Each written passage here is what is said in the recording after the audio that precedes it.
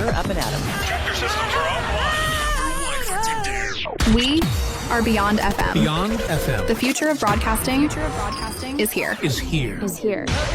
Up and at 'em with Adam Montiel. It's community content from Concentrate. It's Up and at 'em with Adam Montiel. Some say life is where it begins. Straight to the stars is where it ends. Yes, some say life is just where it begins. Straight to the stars is where it ends. Only to start again. Thank you so much for being up and at 'em. My name is Adam Montiel. It is Thursday. Almost made it to the weekend. Busy day today, cooling down a little today, just in time to get a little bit warmer for the weekend, and then things will kind of back off, get cool again. I hope you're having a great week. I mentioned a podcast before we get into today's show. I mentioned a podcast that I'm trying to get some of the people from it on here. It was told to me, it was referred to me by Luke and Max Udson. They're from Castoro Cellars and Bethel Road Distillery, brothers, great guys.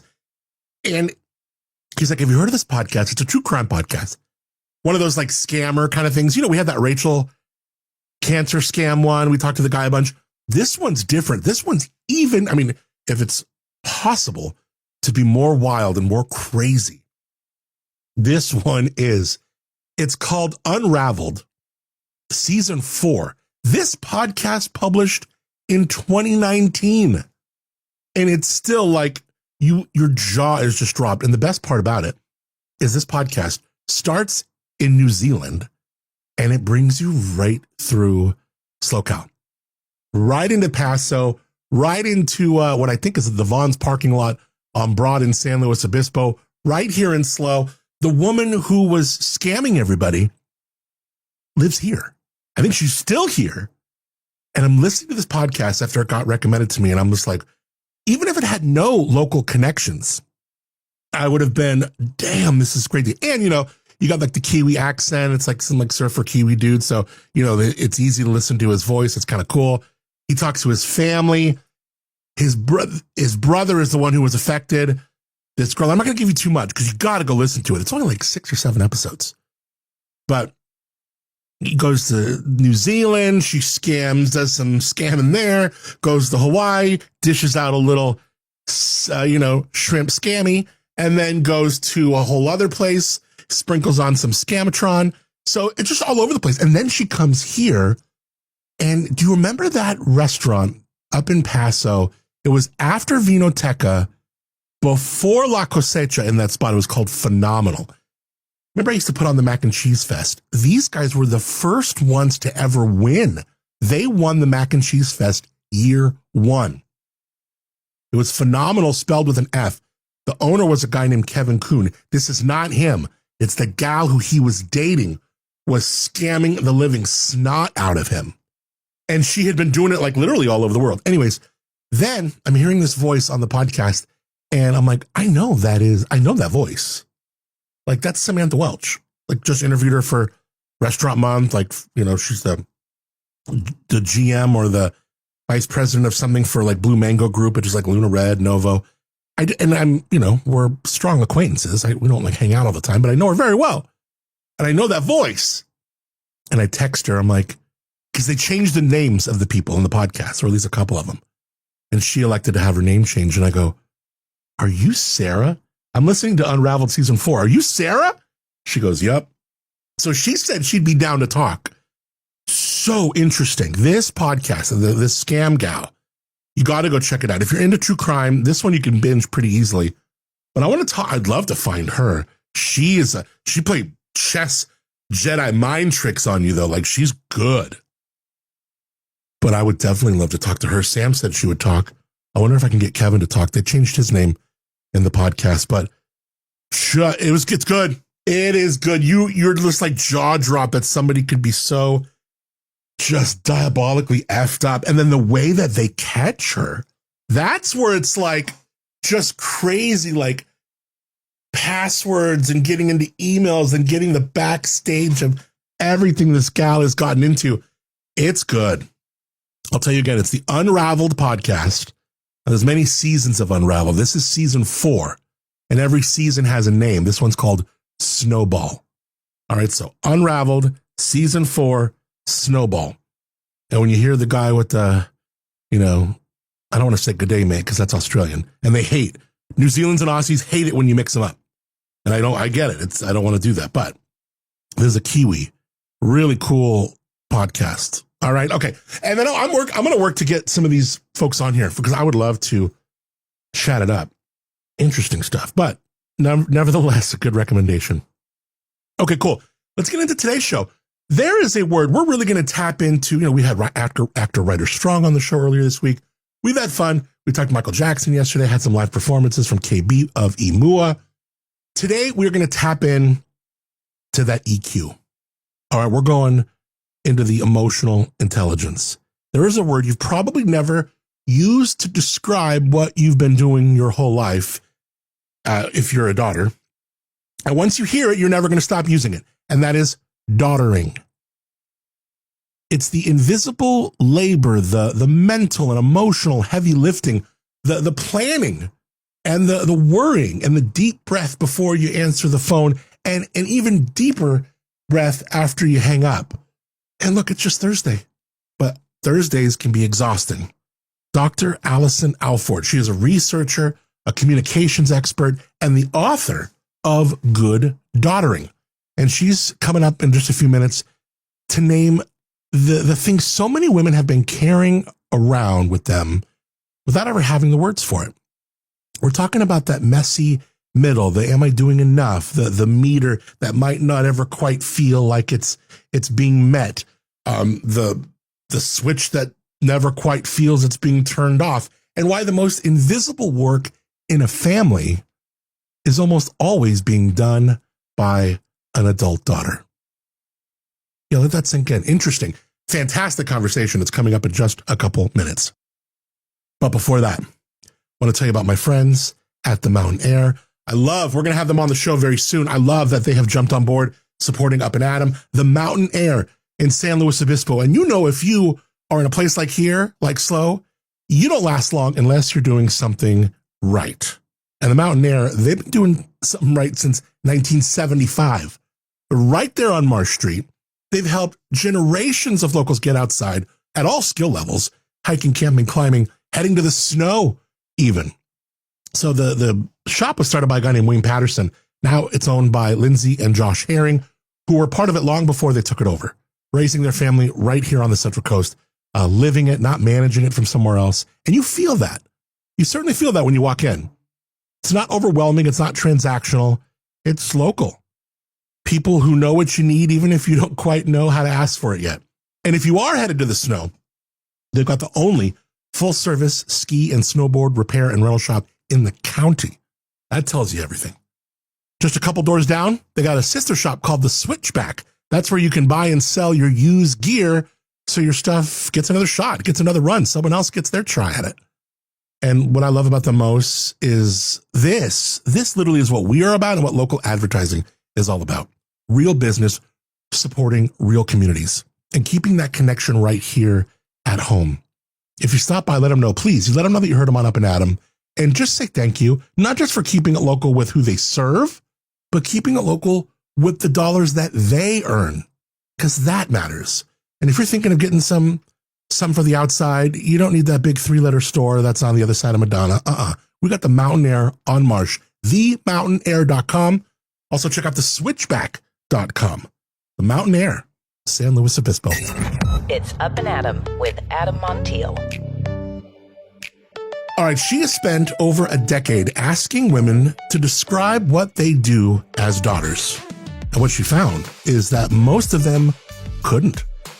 Not because they weren't doing anything, it's because what they were doing was so woven into the fabric of daily life that it had become almost invisible, even to them. Dr. Allison Alford, she is a communication researcher, best-selling author, the founder of Daughtering 101, and the author, the book is called Good Daughtering, the work you've always done, the credit you've never gotten, and how to finally feel like enough. What a title, huh? And if any part of that subtitle just hit you, in the chest as a woman, or maybe as a man who is with a woman who feels this, trust that feeling. Dr. Alford, thank you so much for being up and Adam. Yes, I'm excited to be here and talk about the book. It's a great privilege, actually.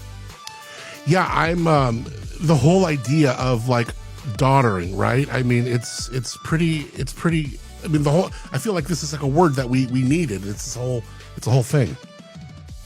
Yeah, daughtering is the often invisible labor, the mental, emotional, logistical identity work that women do to keep families connected, and where you're often burnt out from doing it without even realizing or noticing that we're doing it. So I think it's such an important conversation to have because it's invisible. That means we're not talking about it. We're not noticing it. We're not using the language for it. And so things like this start to turn the tide, culturally, to talk about it. Yeah, I mean, there's this moment where you describe kind of the sigh before answering the phone, right? The deep breath after hanging up the phone. It's not dramatic per se. It's just Tuesday, but it's still, it's loaded. When did you realize that what daughters call just being there is actually kind of this unpaid emotional infrastructure, sometimes holding families upright? Yeah, I am a researcher by training. And so it started over 10 years ago when I was earning my PhD and I was doing my doctoral research. And I started talking to women.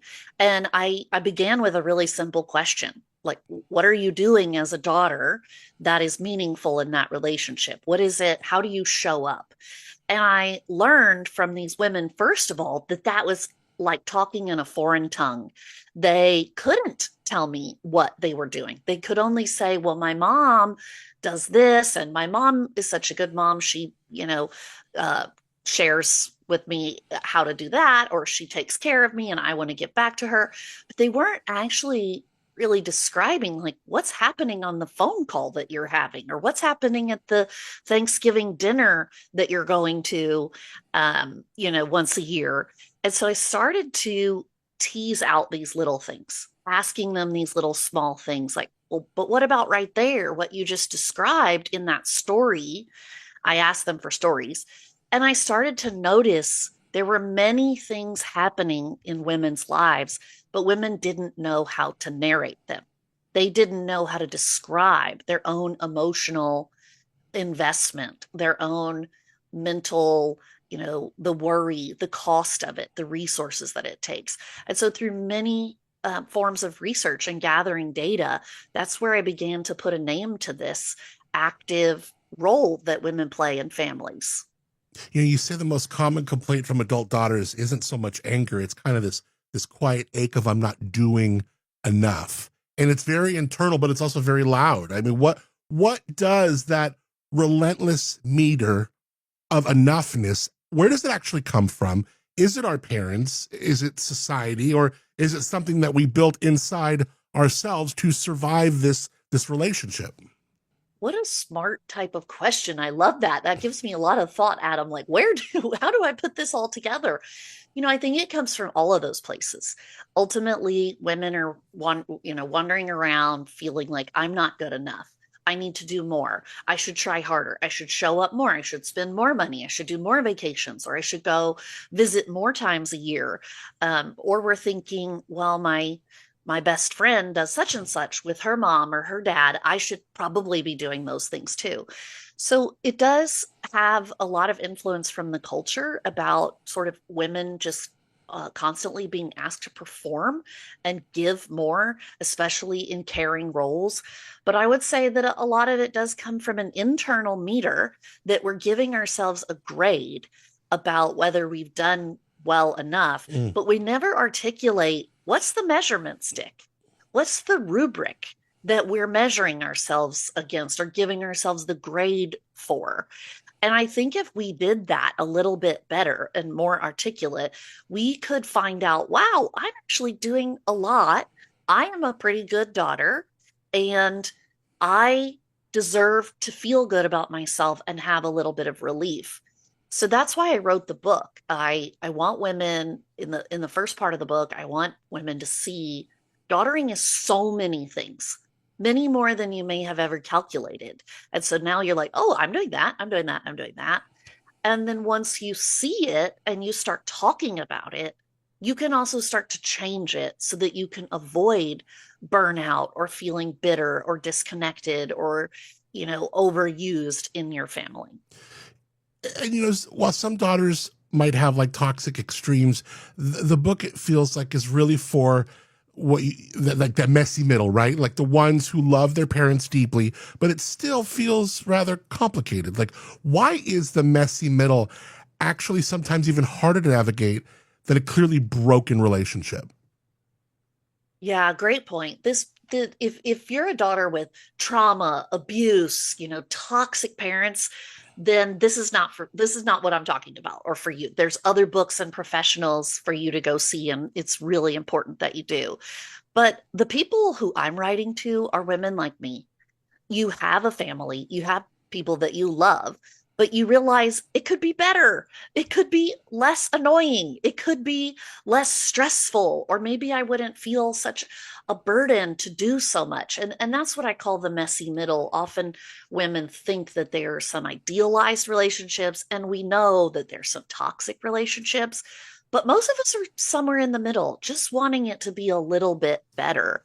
And I think it's so hard to talk about because we either feel like I shouldn't complain or say difficult, negative things about my family because it will hurt their feelings, or because I don't have it as bad as that other gal who is barely holding on, barely surviving. And so we kind of feel trapped in this middle ground. But I'm here to say we can talk about it. We can put language to it. We can describe daughtering as work. And that doesn't make it more of a conflict. Instead, it provides relief because we're sharing our story with each other, and we're really giving a lot of words and nuance to the experience we're having. There's this moment in your research where a daughter chooses not to tell her mom that she wants more, maybe intimacy, right? Because she doesn't want to hurt her. Why are daughters so often protecting their parents' emotional comfort, sometimes at the expense of their own growth? Yeah, that is such it was a key moment in my life where I was talking to this woman and she was saying to me, I'm not really doing that much daughtering. And I was like, well, tell me all about it. And she described to me so many things that she was doing, but a lot of task things, hosting events, phone calls, checking on a medical thing, things like that. And she wasn't really calculating that. And she ended up her little litany of things that she was doing by saying, but we're not really close. She doesn't really know me. And my response to that was, why don't you tell her that? Why don't you talk to her about that? And she said, because if I revealed to her how little she knows me and how little I feel connected to her, it would devastate her. And she felt like that was a higher price to pay, making her mom upset, than if she were to be able to fix that emotional connection and get some emotional need that she needed. And I think that happens for women, adult daughters, that we put our emotions secondary to our parent for a lot of reasons. One could be because they're getting older. Our parents are older than us. So whether they're 50 or 70 or, going into their 90s, we tend to think I'm more capable of handling it as a younger adult than they are. And so I'm going to take this on. We also, as women, often take on things like that. We sort of eat these emotional difficulties in all kinds of situations, our career, our parenting, our neighborhoods, because we think I'm strong enough to handle it emotionally. So I'd rather do that than create a big hubbub or have, a big row. And then the last thing is because women are just expected to do this. As women, we know that this is the kind of thing that caring is what we're obligated to do. And we think, all right, well, here it is. I knew it was coming. There's always something coming. Here's the emotional need. I'm going to take care of it. I love that you said the word hubbub. My mom totally always said that. I use that word, and I'm like, I think I'm the last person that uses the word hubbub. So I love you, Allison, for that. That's rad. Speaking of my mom, this is crazy. I've noticed something in my own life. I memorialize my mom very differently than my older sister. She's 10 years older than me. Sometimes that was hard for me, and it really took my own therapy to kind of understand that we hold two very different versions of the same person. And I guess both can be, I see I'm still learning, and both can be true, right? We had very different relationships. I was far closer, and, and even like my dad just turned 80. I was down in LA, we were all together, kids, everything. And just listening, one of like my niece's fiance or husband rather, asked my dad, was asking my dad a bunch of questions, all the kids were, and then turned to Angie and I and said, what are some memories of your dad? So we started talking about dad, and we both love my dad a lot. But then it kind of got into my mom, and then she would kind of like talk shit about my mom, and it was just like, oh. And I thank God for the therapy that I'm doing now, where I can hold both of those. How does a daughter reconcile the fact that her sibling may have experienced a completely different mother, and neither of them, I guess, needs to be wrong? Yeah, no, that's such a wise perspective, and a huge part of what I'm trying to convey in the book, Good Daughtering, is that our siblings have different experiences, different life experiences, different family perspectives. And also, one of the things we can do if I'm a burdened daughter feeling like I'm doing everything and everyone else is doing nothing, is realize that actually other people are doing things. We just haven't calculated them or noticed them or considered them important. But I think that a big part of the healing journey or becoming more effective at daughtering is having these discussions with siblings, especially important to discuss these things with our male siblings. I think it's really important to say sons are doing sonning. Sons and men are not the enemy here, and we're not saying that guys don't show up at all. I'm married to a man who is an amazing son. I am raising a teenager, and I'm giving him a lot of training that he can go out and be independent, and when he's an adult, he's going to be doing great sonning for me. The difference is really a huge cultural weight and obligation that men are often not aware of, that is persistent, lifelong for women. Even when your mom is gone, passed away, you're still a daughter. And part of what you have to carry on is her legacy, her femininity, her food, her traditions, her special things that she would bring to the family. And there is it might be hard for a man to see, or a brother to see, the large weight of that responsibility. And I think that what we can do is not look at our sibling. Now I'm shifting gears here, Adam, but not look at our sibling and be like, oh my gosh, this is just so much junk that my sister is saying, and she's not saying anything pleasing or pleasant or nice. Sometimes we need to say the junk before we can get to what's good about being in a family.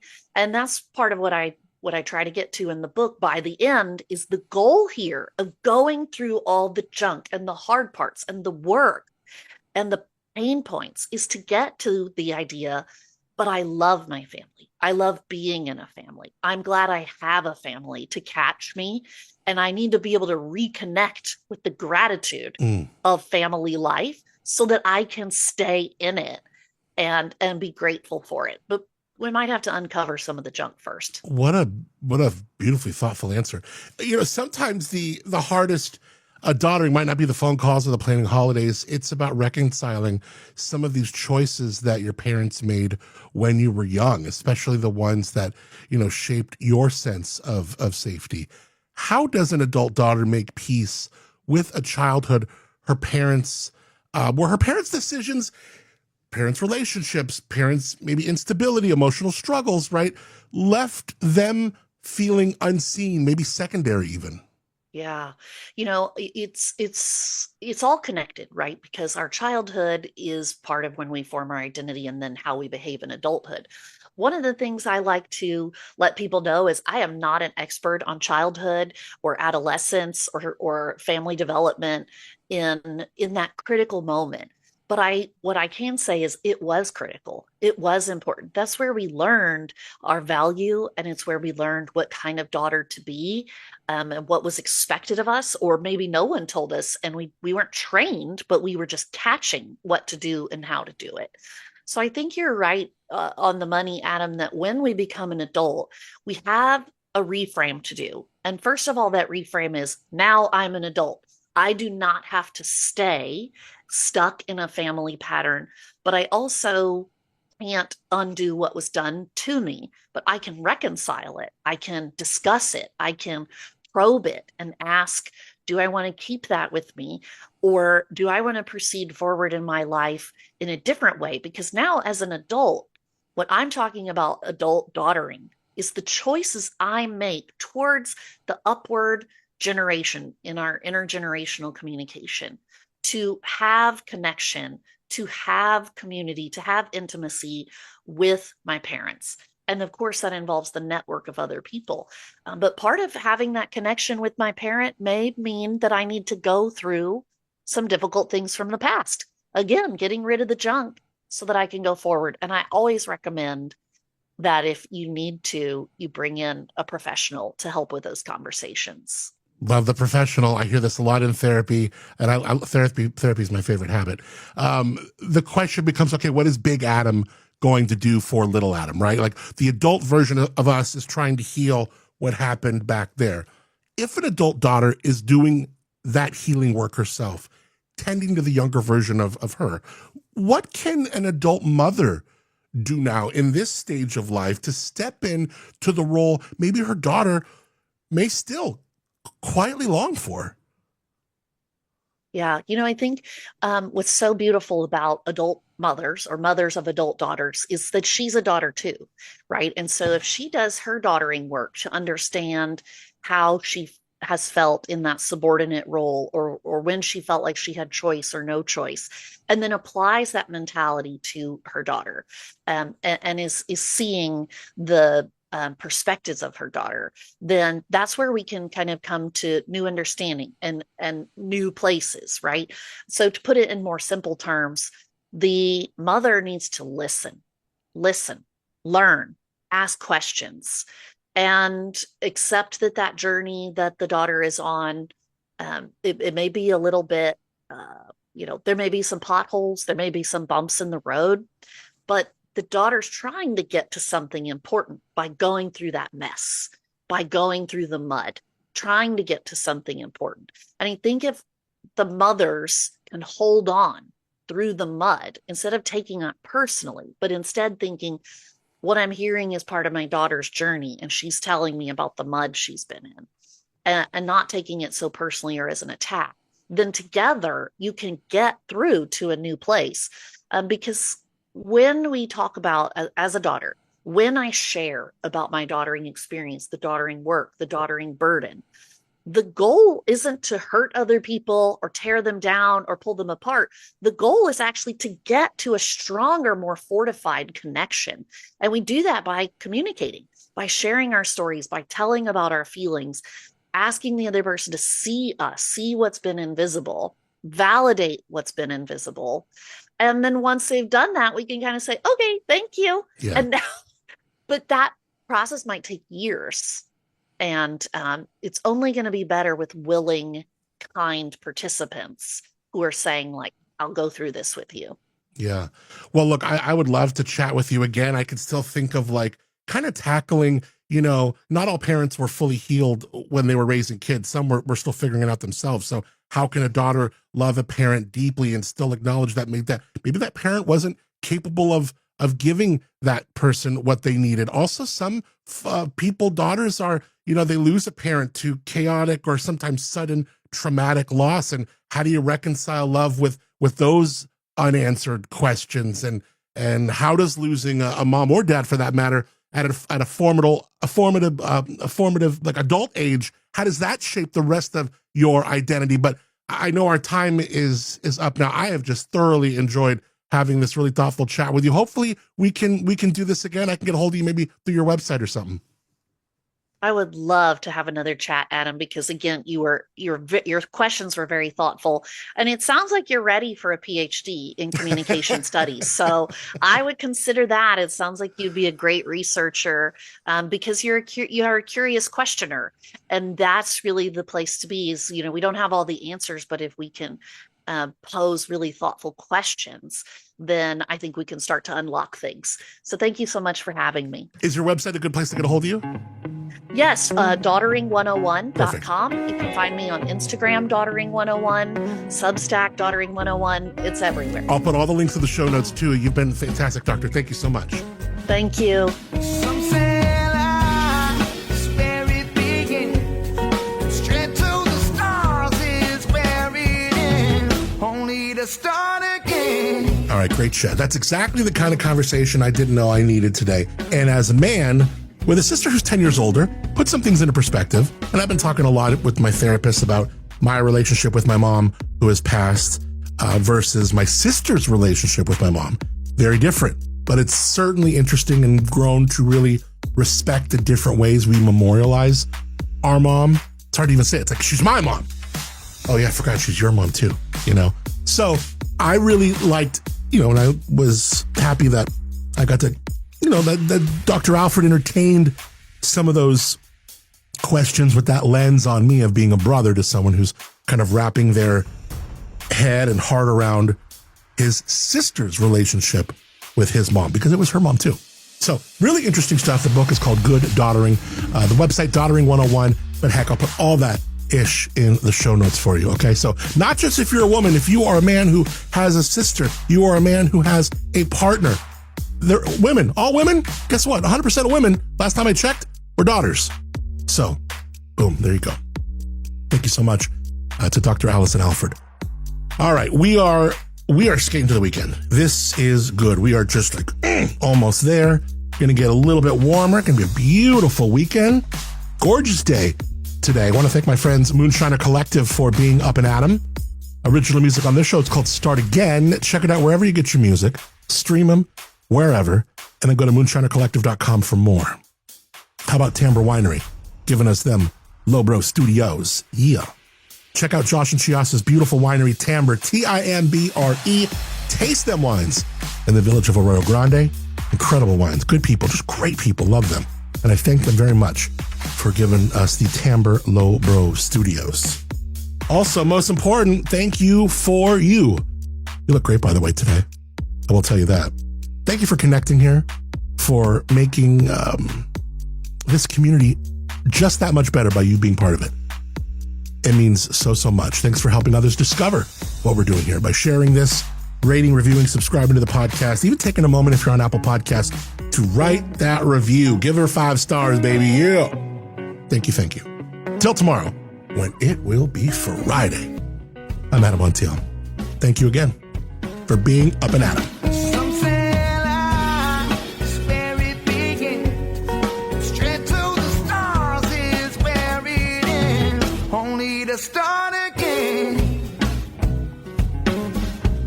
Let's start again. We'll start again. Let's start